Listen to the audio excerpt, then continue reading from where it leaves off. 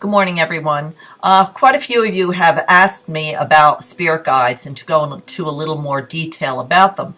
But a few specifically wanted to know if they lost a loved one, could that loved one be one of their spirit guides? Okay, so of course, if we lose a grandparent or a parent or somebody that we loved, of course they have the ability to pull their energy in, like I spoke to you about before, and give us guidance from the other side.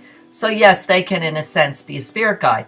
But the spirit guides I mention quite a bit are the spirit guides that chose us from conception, from when our life began, which it begins at conception. So that would be a joy guide, a protector guide, a doctor teacher guide, and a doctor chemist guide. So those guides chose us from at our conception. Now, perhaps they lived a similar lifestyle.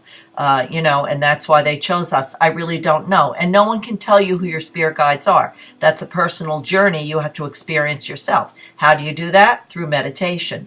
Okay, so, they're different. So yes, our loved ones can be give us spiritual guidance, and I guess you could call them spirit guides. They do have the ability to do that, and of course, if there's a love or blood connection, they would want to do that if we needed them to, because like I always say, they're only a thought or whisper away. So yes, they can be one of our spirit guides, but not one of the four spirit guides that I talk about in a lot of these videos. Those are, again, the Joy Guide, Protector Guide, Doctor Teacher Guide, and Doctor Chemist Guide. Now, the Joy Guide is the guide who brings joy into our life when joy is difficult to find.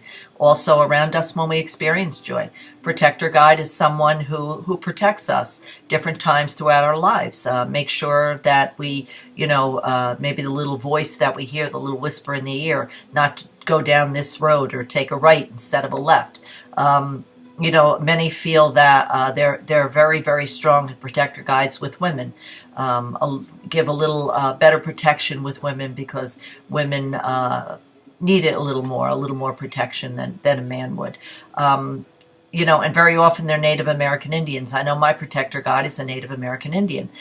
Doctor Teacher Guide is the guide who is with us during our spiritual journey. We start out as a Catholic. Oh, now we're going down a different path. I'm away from the church. Now I'm going to try this religion. Up, now I'm going to try the Jewish religion. Up, now I'm back Catholic again. So that's the never-ending journey we take as far as our spiritual journey. So that seems to be the guide that's very significant and helpful during that journey.